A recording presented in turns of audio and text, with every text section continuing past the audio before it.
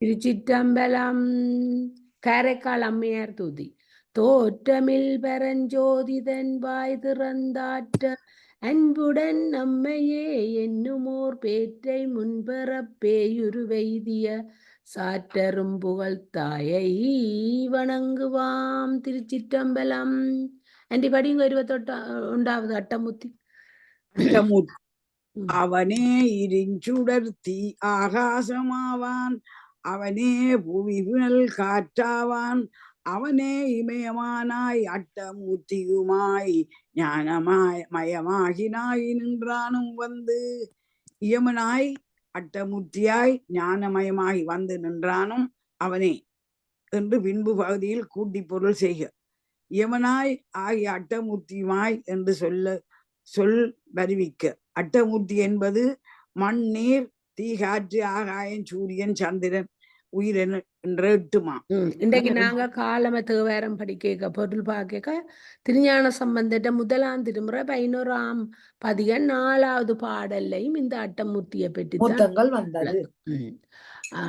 Aunty என்ன அதை விளங்கப்படுத்துங்க. நான் மற்றதையும் எடுக்கிறேன். என்ன வாய்ச்ச நீங்களும் விளங்கப்படுத்துங்க. அதனால எல்லாம் அவர்தான். அவர் அந்த யமுனா வந்தார், அட்டமூர்த்தியாய் வந்த இறைவன் தானாம் வாரார். இறைவன் தான் எல்லாத்துக்கும் காரணகர்த்தாவா இருக்கிறார். அவ சொல்றா எல்லாம் நீயாத்தான் வந்தாயண்டு. அட்டமூர்த்தியா வந்தா, யமுனா வந்தா, எல்லாத்துக்கும் இறைவன் தான் நிக்கிறான். அதை கொண்டு கூட்டணும், கீழே இருக்கிறத மேல கொண்டே வச்சு.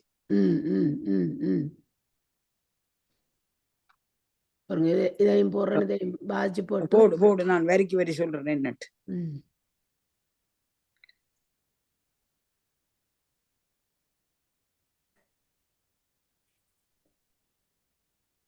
சரி, இதுல இருக்கு படிங்க. இதுதான் இல்ல இல்ல 21. சரி சரி. இது சுடர்தி மூர்த்திமா ஞானமா இது சுடர்த்தி ஆகாசம் ஆவான். சூரியன் சந்திரனும் அவன் தானாம். புலனில் காற்று அவன். அந்த பஞ்சபூதங்களும் அவன் தான ஒரே சொல்லாம அப்படியே சொன்னானு தெரியும். பூமி நீற்றாக இருக்கின்றவனும் அவனே. யமனாய் அட்டமூர்த்தியாய் அந்த 5 விட இது உள்ள மற்ற 4 சூரியன் சந்திரன் அந்த 3 பஞ்ச பூதங்கள் 5ஓட இந்த 3ஐயும் சேர்த்தாதான் அவன் சேர்ந்து அட்டமூர்த்தியாய் இருப்பவன். ஞானமாகிய வந்து நின்றானும் அவனே. ஞானத்தை தருவனமாகவும் அவன் தான் வந்து நின்றானாம். தியானத்தில் ஞான சுரூபியாய் வந்து நிற்கின்றவனும் அம்முதல்வனே. எங்கட தியானத்துல ஞானத்தை உணர்த்தவாரவனும் அவனே என்று சொல்லுவேன். கருத்துரிய வாசிங்க. இயங்கும் பொருளிலும் இயங்கா பொருளிலும் நிறைந்து நின்றவனும் யோக முடிவில் சோதி ஒளியாய் தோன்றுகின்றவனும் அம்முதல்வனே. எல்லாம் 22வது பாட்டை படிங்க. ஒரு வரியில சொல்ல வேண்டியான். எல்லாம் அவர் கொள்வதே ஒக்கும் இவ்வாளரவின் சிந்தை அது தெரிந்து காண்மினோ வந்தோர் நீர் இருண்டைனை இருண்டனிய கண்டத்தீரங்கள் பிராணிரும் சென்னிப்பிறை. அந்த பாட்டு எடுத்திருக்கலாமா? பறை என்று சொன்ன ஓர் இரா என்று சொன்னா ஒரு இரவு வந்து என்ற எழுந்தருளி வந்து நீர் தேவரீர் இருண்டனிய இருளை ஒத்த கண்டத்தை உடையீர் எங்கள் பிரான் நீர் எங்கள் தலைவனும் நீரே. இவ்வான ஆளரவின் இந்த ஒளி தங்கிய பாம்பினது சிந்தை அது எண்ணமானது வந்து உம்முடத்தே வந்து சென்னி பிறை இதனை தேவரீர் சிரத்தில் உள்ள புறச்சந்திரனாகிய இதனை கொள்வதே ஒக்கும் விழுங்குவதே ஒக்கும் நீர் தெரிந்து காண்மினோ நீரே தெரிந்து பாரும். பெருமானே தேவரீர் சிரத்திலுள்ள அறமானது அதனோடு உள்ள புறச்சந்திரை விழுங்குவதற்கு வந்து இருப்பதை போல் காணப்படுகின்றது. அதனை ஆராய்ந்து பார்ப்பீராக. தேற்றம்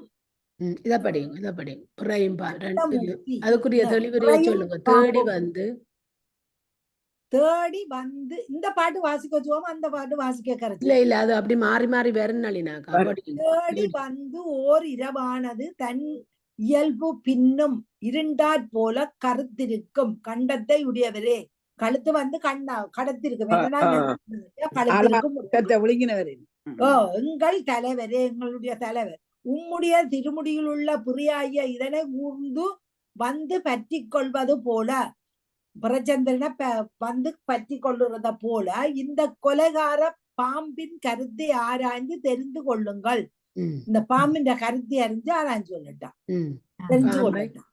பாம்பை ஜாக்கிரதையாக பார்த்து கொள்ளுங்கள், அது உம்முடம் புகழடைந்த புரியை விழுங்கினாலும் விழுங்கிவிடும் என்று அசதியாக ஆடுகிறார் அம்மையார். நாங்க படத்துக்கானே பாக்குறோம், நேர பாத்துருக்கிறா பாம்பு ஆடிக்கொண்டிருக்கு. அப்ப விழுங்கிடுவோண்டா பயப்படுறோம், யோசிக்கிறான். ராஜலட்சுமி படியுங்கோ. உள்ள நிறைவு. ராஜலட்சுமி தனா படியுங்கோ. ராஜலட்சுமி இது அனலரவும் பாட்ட படியுங்கோ. பிறையும் புனலும் அனலரவும் சூடும் இறைவர் எமக்கிறங்காரேனும் கரைமிடற்ற எந்தையார்க்கு ஆட்படும் என்றென்று இருக்குமே எந்தையா உள்ளம் இது. பிறையும் புனலும் அனலரும் சூடும். பிறையும் கங்கையும் அனலுகின்ற பாம்பையும் இறைவர் எமக்கு இறங்காரேனும் தம் திருமுடியை அணிந்த சிவபெருமான் எமக்கு இறங்காமல் இருப்பார் எனினும் கரை மிடற்ற எந்தையார்க்கு நஞ்சை மிடற்றில் வைத்த எம் தந்தையர்க்கு ஆட்படேம் என்றென்று இருக்குமே. நாம் ஆளாகிவிட்டோம் என்று பலகாலம் எண்ணி நிறைவோடு அமைதி பெற்றிருக்கும் எந்தையா உள்ளம் இது. எம்முடைய புண்படாத நெஞ்சமாகி இது எவ்வாறு என்னும் பக்தி நிலை எல்லாவற்றுக்கும் உயர்ந்தது. பெருமணி பிறையும் புனலும் அனல் அறவும் சூடும். சந்திரனையும் கங்கையையும் அக்னியையும் சர்ப்பத்தையும் தரித்தருளிய இறைவர் எமக்கு இறங்காரேனும் தலைவர் எனக்கு இறங்காவிட்டாலும் கரை மிடற்ற எந்தையார்க்கு விடக்கரை பொருந்திய தன் கண்டத்துடைய எமது தலைவனுக்கு ஆட்பட்டே இருக்குமே, அடிமைப்பட்டு விட்டோம் என்று மனம் நினைத்திருக்குமே. எந்தையாம் உள்ளம் இது. எமது தந்தையே, உம்முடைய திருவள்ளுவர் சம்மதம் எப்படி அறியேன். இறைவன் இறங்காவிட்டாலும் மனம் உமக்கு ஆட்கோட்பட்டோம் என்று நினைத்திருக்குமே, உமது திருவுள்ளம் எப்படியோ அறியேன். அனலும் என்பது அனல் என்ற உண்மை தொங்கியது. மற்ற உண்மைகள் என் உண்மை ஏகாரம் தேற்றம். பிறையும் புனலும் சூடும் என்பதற்கு மேல்காட்டிய கோவையார் 211 பாடல் இதற்கு உதாரணமாகும். இதுவன்றே ஈசன் திருவருவா. நில்லுங்க தனாவடியுங்க. இதுவன்றே ஈசன் திருவுருவமாமா ஆது ஆமா மறைவன்றே என்றெனக்கூர் சேமம் இருவன்றே மின்னும் சுடருருவாய் மீண்டா என் சிந்தைக்கே என்னும் சுழல்கின்றதிங்கு. இதுவன்றே ஈசன் திருவுருவமாறு நிட்டையத் தோன்றுகின்ற இதுதான் கடவுளுடைய வடிவம் ஆகின்ற தன்மை. இதுவன்றே எனக்கோர் சேமம் என்றால் இது அல்லவா எனக்கொரு காவல். இதுவன்றே மின்னும் சுடருருவாய் மீண்டாய் என்றா அத்தியானத்தில் தோன்றிய இதுவே ஒளியுடைய சோதி வடிவாய் திரும்பியது. என் சிந்தைக்கே இன்னும் இங்கு சுழல்கின்றது என்றா என் உள்ளத்தில் இடைவிடாது இவ்விடத்து சோதி ரூபமாய் தோன்றிக் கொண்டே இருக்கின்றது. இந்த சோதியை சொல்றேன். என் சிந்தையில் தோன்றுகின்ற இதுதான் பரம்பொருள். இதுதான் என் மனத்தை விட்டு நீங்காமல் இருக்கின்றது. ஏகாரங்கள் 3 தோற்றம் என் சிந்தைக்கே சுழல்கின்றது என்பதற்கு திருநாவுக்கரசு சுவாமிகள் 5ஆம் திருமுறையில் தனித்திரு குறுந்தொகை 9வது பாடலில் நெக்கு நெக்கு நினைவர் நெஞ்சனுளே நிக்கு நிற்கும் பொன்னார் சடை புண்ணியன் என்கின்ற நிற்கும் பொன்னாது திருவாசகத்திலும் இந்த நெக்கு நெக்கு பல இடங்கள்ல வருது. 24 படியுங்க. இதையும் இந்த சோதி வடிவம் இந்த சோதி வடிவம் அல்லவா இறைவனுடைய திருவுருவம் ஆகும் வண்ணம். இது அல்லவா எனக்கு ஒரு பாதுகாப்பான இடம். அனுபவத்தை மீண்டும் எண்ணி பார்க்கின்ற என் சிந்தையின் மின்னுகின்ற சோதி வடிவாகி இன்னும் இந்த விழிப்பு நிலையிலும் சுழன்று கொண்டிருக்கின்றது. இறைவனுடைய சோதியுருவம் காட்சி அனுபவ நிலைக்கு இட்டு செல்வது போன்று உண்மை இதனால் புலனாகின்றது. 25வது அற்புத திருவந்தாதி 25வது பாட்டு. இங்கிருந்து சொல்லுவது என்னும் பெருமான் எண்ணாதே எங்கும் பலிதீரும் எத்திரமும் பொங்கிரவில் ஈமவனத்து ஆடுவதும் மின்னுக்கென்று ஆராய்வோம் நாம் அவனை காணலுற்ற ஞான்று. அதாவது இங்கே அவனை காணாமல் இருந்து கொண்டு அவனை பற்றி குறை கூறுவது ஏன்? சில பேர் குறை கூறினமெல்லோ அந்த எதிர் மதத்தார், வேற்று மதத்தார். நாம் அதை நேரில் காணும் அன்று எம்பெருமானே உன்னுடைய பெருமையையும் மற்றவர் கூறும் பழியை வேற்று மதத்தவர் கூறும் பழியையும் எண்ணாமல் எவ்விடத்திலும் பிச்சைக்காக திரிகின்ற இந்த கோலமும் மிக்க இரவில், பிச்சைக்காக எங்களுக்காகத்தானே திரிகிறார், மிக்க இரவில் சுடுகாட்டில் ஆடுவது எதற்காக என்று கேட்போம். இப்படியெல்லாம் தாய் அன்பிலே காரைக்கால் அம்மையார் அவ ஒரு தாய் மாதிரி தான் இப்ப அவர்கிட்ட கேட்கிறேன். இரவில் எல்லாம் இந்த சுடுகாட்டில எல்லாம் திரிகிறார். அவர் திரிகிறது ஆன்மாக்களுக்காக. அப்ப இங்க இப்ப நெஞ்சே இங்கிருந்து சொல்லுவதன் மனமே இவ்வுலகத்தில் மாயவசமாயிருந்து சொல்லுவதில் என்ன பிரயோசனம்? எம்பெருமானும் அது தலைவன் எண்ணாதே யாதொன்றையும் நினைத்து பார்க்காமல் எங்கும் பலிதிரியும் அத்திரமும் எவ்விடத்திலும் பிச்சை எடுப்பதோடு எல்லா திருவிளையாட்டும் செய்வார். பொங்கிரவில் ஈமவனத்தாடுவதும் என்னுக்கென்று ஆராய்வோம். என்ன இருச்செறிந்த ராக்காலத்தில் சர்வசூனிய மயானத்தில் நிறுத்தனம் செய்வது என்ன என்று நினைத்து செய்தீர் என்று கேட்போம். நாம் அவனை காணலுற்ற ஞான்று. நாம் அக்கடவுளை தியானத்தில் கண்டபோது கருத்துரை, நான் அக்கடவுளை தியானத்தில் காணும் போது ஒன்றையும் ஆலோசியாமல் பிச்சை எடுப்பதும் மயானத்தில் ஆடுவதும் பெண்களிடத்தில் விளையாடுவதும் என்ன கருதி செய்தீர் என்று கேட்பேன். எங்க தியானத்துல இருக்கேன் என்பது தோன்றா எழுவாய் எங்கும் பலிதிரியும் என்பதுடன் பிச்சாடன நவமணி மாலை 9 நவமணி மாலை என்ற ஒரு இதுல 9வது பாடல்ல முழங்குந்துடியது பிச்சை என்றே முதுகுன்றார் வருகின்றார் சிவப்பிராச சுவாமிகளும். அனுபடியுங்கோ. ஞான்ற குலச்சடைகள் பொன் வரை போல் மின்னுவன போன்ற கரை மிடற்றான் பொன்மார்பின் நான்றெங்கு மிக்கையலே தோன்ற விளங்கி மிளிருமே அக்கையலே வைத்த அரபு. ஞான்ற குழல் சடைகள் பொன் வரை போல் மின்னுகின்றன. தொங்குதலோடு சுருட்டி முடிக்கின்ற சடைகள் பொன்னாகிய மூங்களைப் போல மின்னிக் கொண்டிருக்கின்றன. இதுல மேல எடுங்க, ஒரு மேல எடுங்கோ, மேல மேல மேல பொன் வரை என்று போட்டிருக்க. நான் வரையன்ற மலை என்று நினைச்சேன். ஆனா இதுக்கு இவர் சொல்ற மூங்கிலை போல என்று சொல்லி இருக்கிறார். போன்ற கரைமுடற்றான் நீல நிறம் போன்ற விடக்கரை பொருந்திய கண்டத்தை உடையவன். பொன் மார்பில் அழகிய மார்பினடுத்து ஞான்றெங்கும் மிக்கயலே தோன்ற விளங்கி மிளிருமே ஞாங்கென்றும் தொங்குகின்ற பக்கங்களில் எல்லாம் அதான் ஞாங்கென்றும் தெரியும்படியாக பிரகாசித்து விளங்குமே. அவற்றை சடைமுடிய வச்சு விளக்குகினம். அக்கு அயலே வைத்த அரவு. அந்த இது சடைமுடியில பாம்புகளை என்பு மாலைக்கு பக்கத்துல தொங்குகின்ற சர்ப்பாபரணம். அப்படின்னு செய்தான் மட்டும் சொன்னா தொங்குகின்ற பக்கங்கள் எல்லாம் தெரியும்படியா பிரகாசித்து விளங்கின தொங்கிக் கொண்டிருக்குது. மின்னகு சடையை நீலகண்டத்தை பெருமான் மார்பில் எலும்பு மாலைக்கு பக்கத்துல ஒளி பொருந்திய சர்ப்பாபரணம் அந்த பாம்பு மாலைகள் விளங்குகின்றது. நீல நிறம் தெரிவிக்கப்பட்டது. அதோட சரியா நினைக்கிறேன். அடுத்தது எத்தனாவது பாட்டு தெரியும்? யான் கேசத்தில் சடைகள் உள்ள பொன்பரை போல் மின்னுவன. இல்ல, அது தேவையில்லை, பாட்டு தேவையில்லை. ஆ, ஆ. ஆரோஸ் பிள்ளைகள் சத்தம் போடுது, மியூட் பண்ணுங்க ப்ளீஸ். பொங்கும் கேசத்திலுள்ள சடைகள் பொன் மயிலின் மேல் மின்னும் மின்னலைப் போல் உள்ளன. அவன் நீலகண்ட பெருமான், கருப்பான கழுத்தை உடையவன். பொன் மேனியில் அது சிறிது மாறுபாடாக தோன்றும்.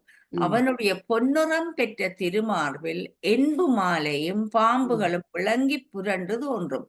அங்கு உருத்திராட்சம் தேவருடைய என்புகளையே அக்கு அம்மா, இறைவன் அக்கு மாலை- கண்டு கிடக்க, அக்கு அக்கு கண்ட கண்டா உருத்திராட்சம். உருத்திராட்சரம். Okay, okay. அக்குமணின்னு தான் சொல்றேன். உருத்திராத்தி அக்குமணி அக்கு ஓ சொல்றாரு. okay, okay. அக்குமணி அணிய சொல்லி அது இது பாட்டுல எப்படி வருதுன்னு பாப்போம். அக்கையலி அக்கண்ட உருத்திராக்கன் தான்.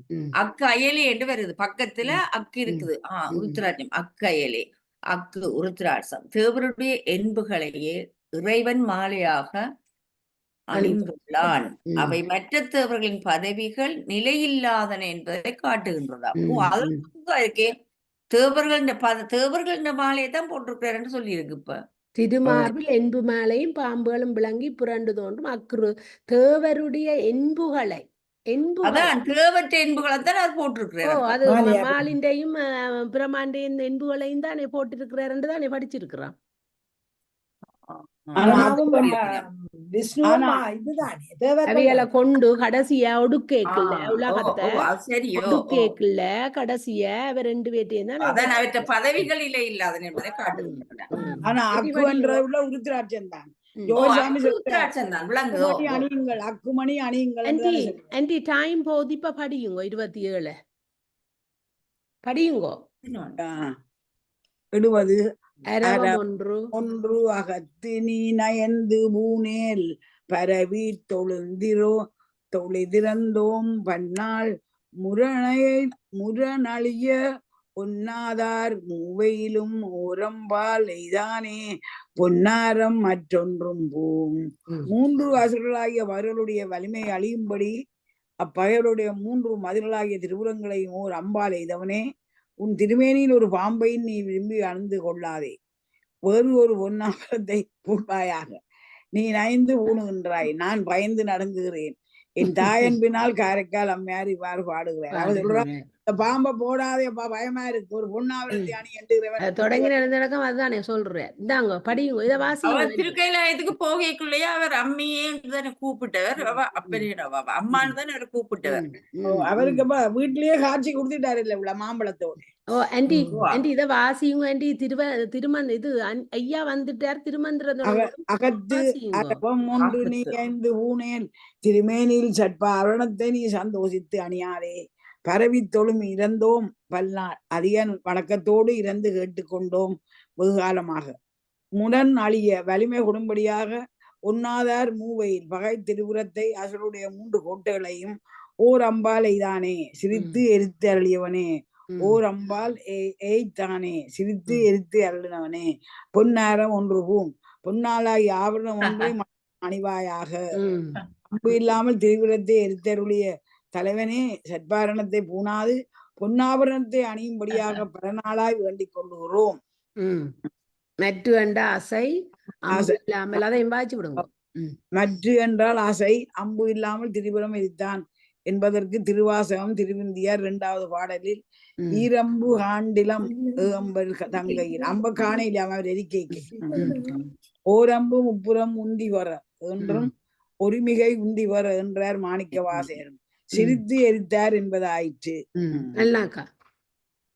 கூணாக ஒன்று புனைந்தொன்று பொங்கதலின் நானாக மேல்மிளிர நங்கமைத்து கோள்நாகம் பொன்முடி மேற் சூடுவதும் எல்லாம் பொறியிலி ஏற்கென்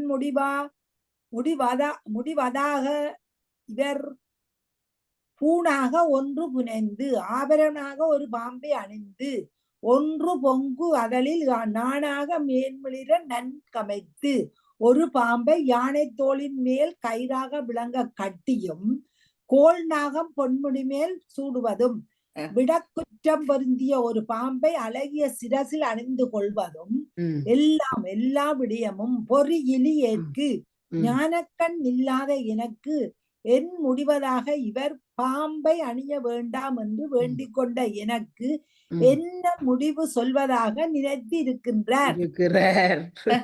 பாம்பை பாம்பை விலக்கி பொன்னாபரணம் அணிந்து கொள்ள வேண்டும் என்று இறந்து கேட்டுக்கொண்ட எனக்கு என்ன முடிவு சொல்ல வேண்டும் என்று நினைத்திருக்கிறாரோ தெரியவில்லை.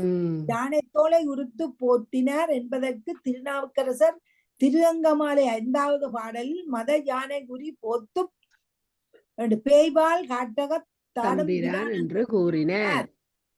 எங்க யானை உரி போத்து எங்க பிடிச்சவர் மதம் கொண்ட யானையை எங்க உரிச்சு போர்த்தவர் இடத்தை மாத்திரம் சொல்லுங்கோ.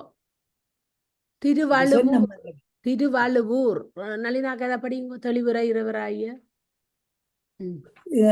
இறைவராகிய இவர் கொலைபுரிவராகிய நாகவாம்பு ஒன்றை மார்பில் ஆபரணமாக அணிந்து மற்றொரு பாம்பை சிறந்து தோன்றும் புலித்தோலாடிய இரு கட்டும் அரைநானாக மேலே விளங்கும்படி நன்றாக செறித்து கொண்டு மற்றொரு பாம்பை அழகிய திருமுடியின் மேல் அணிந்திருப்பதுமாகிய இந்த செயல் எல்லாம் அறிவில்லாத எனக்கு என்ன முடிவு உண்டாவதற்காக.